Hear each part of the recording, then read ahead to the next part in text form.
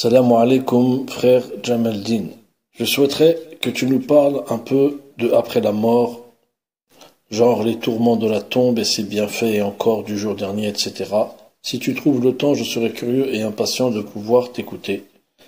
Avec toute ma sincérité, merci. Alaykoum salam wa rahmatullah, cher frère.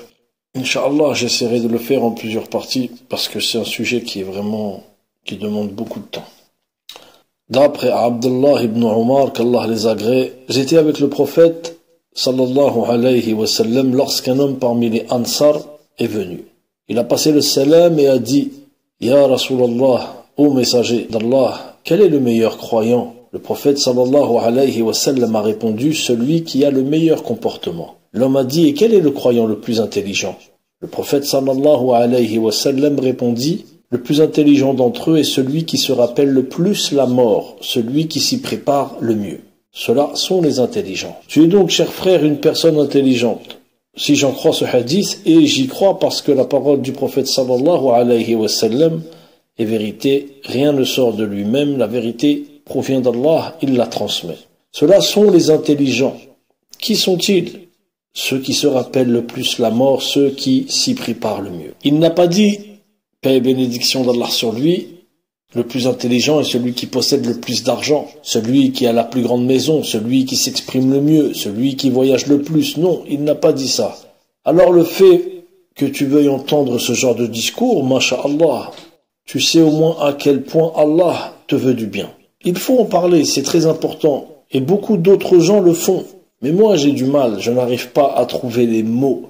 Alors je me dis que les gens de toute façon trouveront ce genre de discours ailleurs.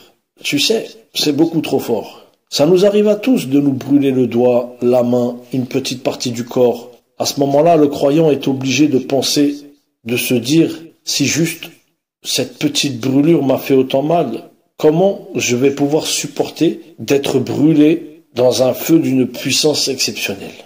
Boire du métal fondu, boire de l'eau bouillante. فذوقوا فلن نزيدكم إلا عذابا إن للمتقين مفازا حدائق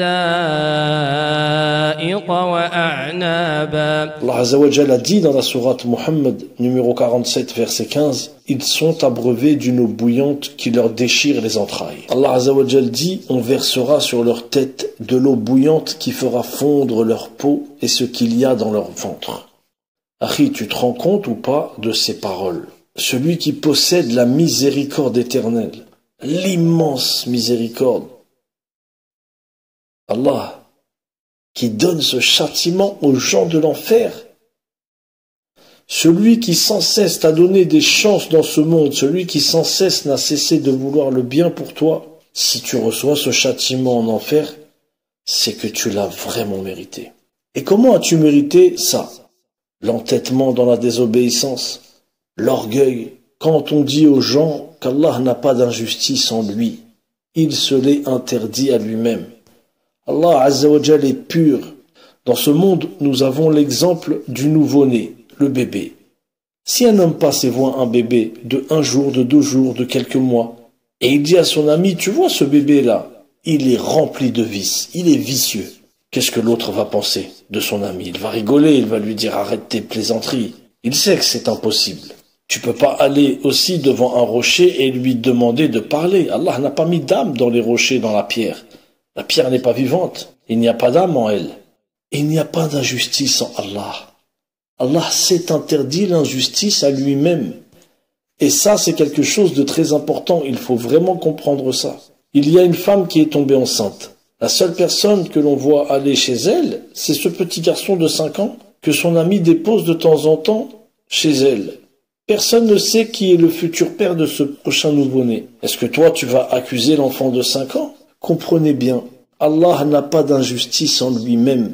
Chaque châtiment sera à cause des mains du fils d'Adam. Allah s'est interdit l'injustice à lui-même. Allah n'a pas d'injustice en lui. Le croyant sait très bien qu'Allah Azza wa Jal n'a pas d'injustice en lui. Allah s'est interdit l'injustice à lui-même, gloire et pureté à lui. Allah est au-dessus de tous ces faux dieux, de toutes ces fausses divinités. Comme ce pharaon qui se prétendait être Dieu, cet homme injuste, ce tyran, Allah est au-dessus de tout ce qu'il lui associe.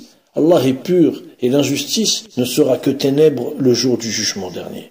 D'après Abu Hurayra, le prophète sallallahu alayhi wa sallam a dit « L'eau bouillante sera versée sur leur tête qui va pénétrer en eux jusqu'à atteindre leur ventre. Elle va vider ce qui se trouve dans leur ventre jusqu'à ce que cela coule de leurs pieds. Ceci est la fonte.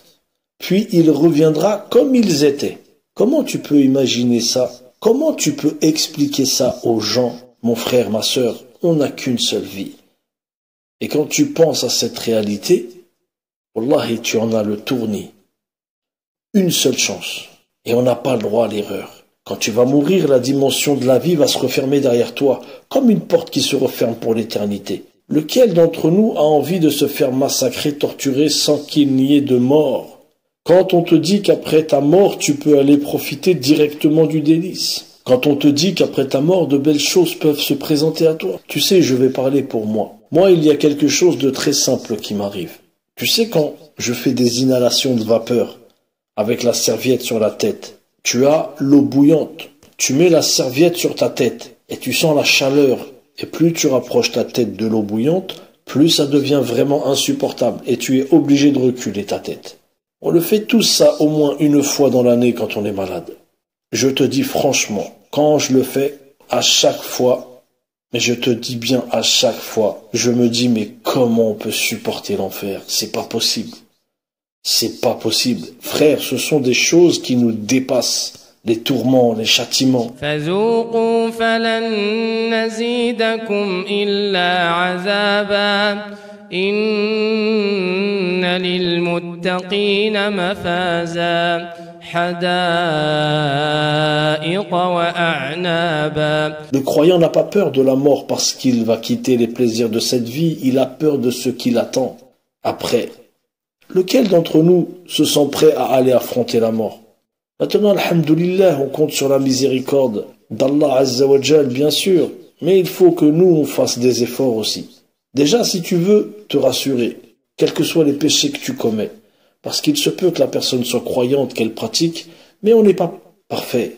On commet des erreurs. Donc, pour te rassurer déjà, assure-toi que tu ne fais pas du shirk, que tu n'associes rien à Allah, tabaraka wa ta'ala. Ça, c'est la chose qui te fera tomber en enfer éternellement, le shirk. Pas de sortie possible, qu'Allah nous préserve. Si déjà tu connais cette base que tu ne fais pas une association à Allah, tu as mis la plus grande chance de ton côté. Tu sais que quoi qu'il arrive, Allah te sortira de l'enfer. Mais le premier espoir du croyant est de ne pas passer par l'enfer, d'aller directement au paradis. Le prophète sallallahu alayhi wa sallam a dit « Je jure par celui qui détient mon âme dans sa main. Si vous aviez vu ce que j'ai vu, vous rigoleriez peu et vous pleureriez beaucoup. » Ils ont dit « Qu'as-tu vu, ô messager d'Allah ?» Le prophète sallallahu alayhi wa sallam a répondu « J'ai vu le paradis et l'enfer. » Nous, on marche sur terre comme si que de rien n'était. Quand on traverse un cimetière, Allah Azza wa Jal a fait que nous ne puissions pas entendre les morts. Sinon, d'une, ce serait trop facile, et si on entendait les cris terrifiants des gens de la tombe, on serait traumatisé, on rentrerait chez nous, on s'enfermerait et on n'en sortirait plus. Le prophète sallallahu alayhi wa sallam a dit à Jibril « Pourquoi est-ce que je n'ai absolument jamais vu Mikaïl rire ?» Jibril a répondu « Mikaïl n'a pas rigolé depuis que l'enfer a été créé. » Subhanallah. Pour ceux qui ne le savent pas, Mikaïl est un ange. Mikaïl, l'ange Mikaïl, ce n'est pas un humain, il n'ira pas en enfer. Écoutez bien, l'ange Mikaïl n'a plus jamais rigolé depuis que l'enfer a été créé. Waouh! Subhanallah. Cet ange n'est pas concerné par le châtiment de l'enfer. Ce châtiment ne le touchera jamais, il n'ira jamais en enfer. Est-ce que tu imagines? Il n'a plus jamais rigolé depuis que l'enfer a été créé, alors que ça ne le concerne pas. Mais beaucoup trop terrifiant, beaucoup trop terrifiant. Il n'a plus jamais rigolé depuis que l'enfer a été créé. فذوقوا فلن نزيدكم إلا عذابا إن للمتقين مفازا حدائق وأعنابا. Est-ce que tu imagines l'odeur qu'il y aura en enfer? Les corps carbonisés, le pu, et les gens du feu crieront aux gens du paradis: déversez sur nous de l'eau, ou de ce que Dieu vous a attribué. Ils répondront: Dieu les a interdits aux mécréants. Je ne sais pas si tu arrives à imaginer la scène.